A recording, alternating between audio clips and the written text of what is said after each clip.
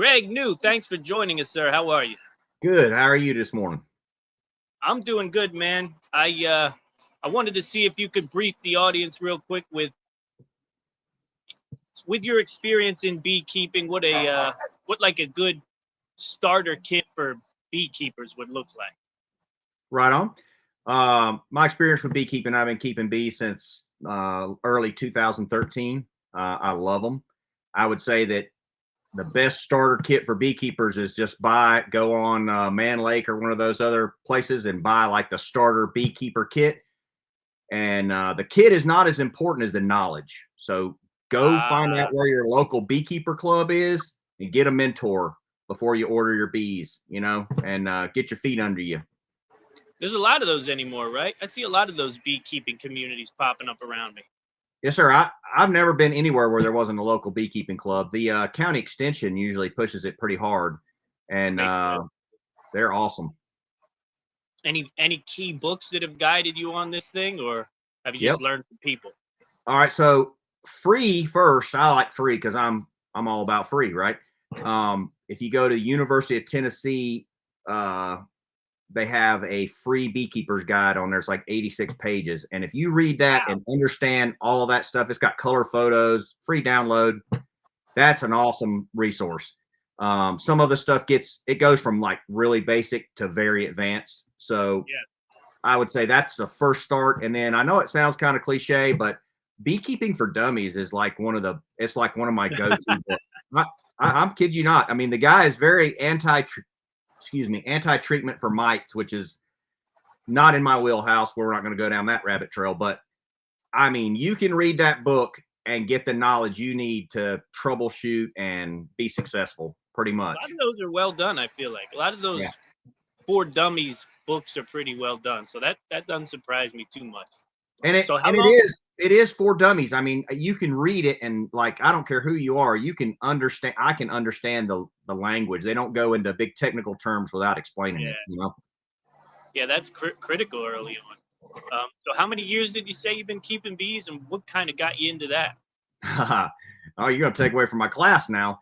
So I started in early 2013, which is the year after I retired from the Army. And what got me in it was probably 6 months before I retired, my wife was like, I know what I want to do. I want to keep bees. And it was funny because all my military career, I wore one of those little red dog tags that says allergic to honeybees. And because of an event in my childhood, they thought I was allergic to honeybees. And I was like, wow, I'm retiring this year and you want to have bees. What are you trying to tell me, dear? Trying to get rid of you. She knew. Yeah, already. She just wanted all her retirement to herself. That's phenomenal. I love that. Yeah. So the rest is history, as they say. Yep. We started out with one hive and failed miserably. And then we got our act together, went and joined a club, got a mentor, read some books, and then after that, so 2014, we started being beekeepers.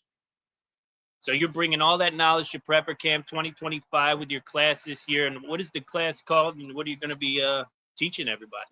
So it is about beginning beekeepers. And really what it is just almost like your question there. It's an introduction to just a wave top look at beekeeping and maybe how is it to decide if it's for you or not. But my main focus in the class and where I spend most of my time is things that I wish I would have known when I started beekeeping, but didn't.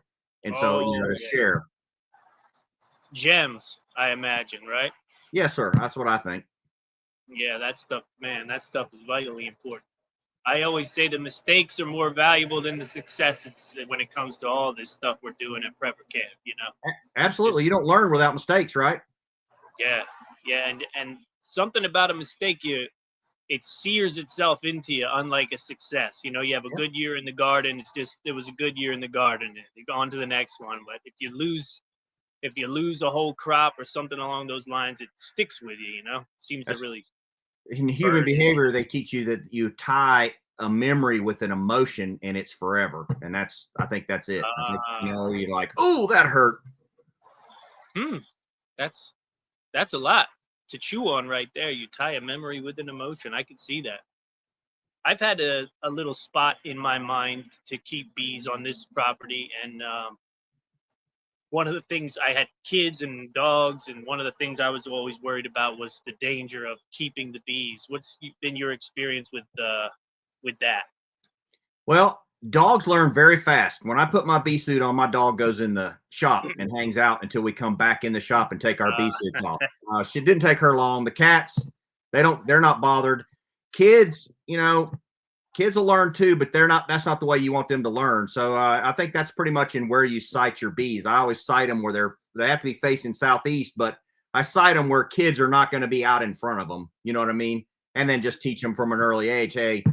And I bought, my grandson used to come out and work bees with me, and I bought him one of the complete moon suits, with the veil and all the way down. And I was like, hey man, if you want to go out around the bees or you want to come work, you get in this. Otherwise, you stay away from the bees. And they pick it up because there's like a natural fear of things like snakes and bees and stuff like that, unless it's a toddler.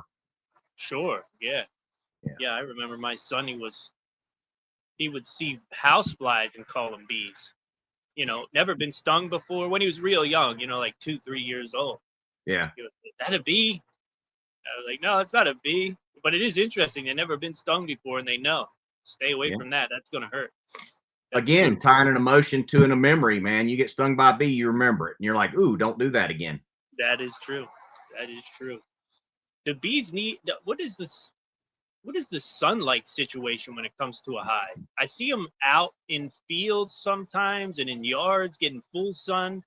And I always wonder, is full sun ideal? Because it seems like it might be a lot, particularly in the South. Now, and then when you see beehives, they're like behind walls, they're in trees, in places where they don't get that direct sunlight. Yeah. Now they do fine in full sun all through our region. I have a lot more trouble with small hive beetles and temperament with bees in the shade. If you're going to have them in the shade, you want it only where it just hits them a little bit during the day. Plus, when you're working, one of the big things you're looking for is eggs, and they're super tiny. And if you don't have sun available that you can get to your back and look down in the combs, it makes it very difficult. So yeah, I like full sun. Full sun for the hive. Okay, that's good to know. I have some in the shade, but it's just because the property owner at that apiary said, hey, this is where you can put bees. And so I put them there, but I don't like it there. Wow. Yeah, that's a good thing to know. Some of us are, myself, on a property that's largely dominated by big trees. And, that challenges in and of itself, right? Right. So aside from coming and teaching, man, what do you love about Prepper Camp? What do you love about coming each year? Wow, there's so many things to love. I mean, the setting there, we'll just start with that. And the coffee, your coffee is very good. Thank you. Yeah, Disaster Coffee, no doubt about it. Yeah. And I mean, got to get those shameless plugs in when you can. That's true. I like Rick and his whole crew, man. They're always there to make sure that everything's set up, it's organized. You get a lot of customers through my wife's Honeybee Goodness tent. I have acquainted myself with people I knew from my past in the military. And I've made some great friends. And now, as I go to other shows or other things, there's just this group of former prepper campers, whatever, and we see each other and visit and hang out. I mean, it's not like a mag, like a local group, but it is a regional group of people, like-minded people. It's just really nice, and you have resources available. Like I can call. That's a good way to look at it. Yeah. I can call an herbalist, a friend of mine, or this or that, or it's just really nice. Yeah, that is a good way to look at it. It is kind of some different kind of regional crew that meets up every year, and yeah, and the like-mindedness really is the crazy part for me for Prepper Camp. It's crazy to see people from all over the nation, all over the world, even sometimes, who are on the same page. Right. So many things, And there's so many people from far away come. You're guaranteed. Like I live like almost 9 hours from you guys. And I'll meet people and get to know and build relationships with people that live closer to me. You know what I mean? Because they're doing the same thing. They're looking at like-mindedness and honing their skills. Yeah, no doubt about it. And I guess I would be remiss if I didn't say that they're awesome. Now I'm not talking to myself. I'm not trying to pump me up, but there are some awesome introductory classes and classes Oh, there where you actually learn good skills and get your hands dirty. And, and like I say, the people are all there and they're available for further contact. That's awesome. oh yeah, you walk off of your class and it's not uncommon for people to come right up and ask questions. And I've never seen a speaker where, they disappear into the night immediately after the class. They usually stick around if you have questions, follow-up questions, that kind of stuff. So Right. that's invaluable. That really is invaluable at that time. Yep. So how many years have you been? I think this is it's either my 8th or my 9th year, I think. So I've been a minute, not from the beginning. Almost every year.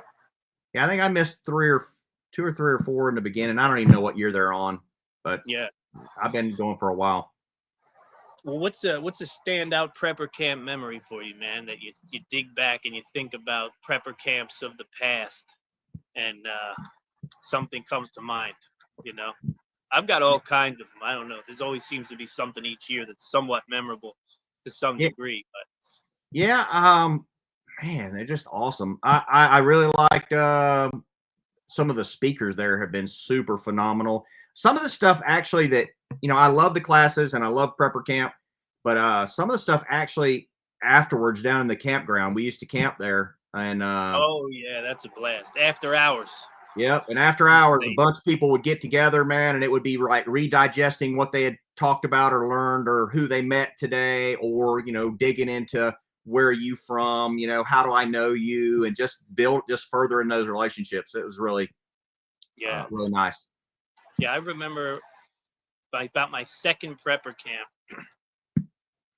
I was talking to a bunch of guys around a fire at a campground from a group that I had known, and I didn't know the guys. I was just hanging out, having a whiskey or something, talking around the fire, and all these guys turned out to be like these special forces guys. You were up at Glenn's campsite, up past the cabin. Probably, yeah, probably, yep. And it was just so cool talking to them. They all had the same backstory about like, this is what I wanted to do and always what I wanted to do my whole life. But they also were there, and this is the part that really blew me away about prepper camps. They were there to learn these other skills. They were like, we got our skill set, because of what we are and what we've done for all our life.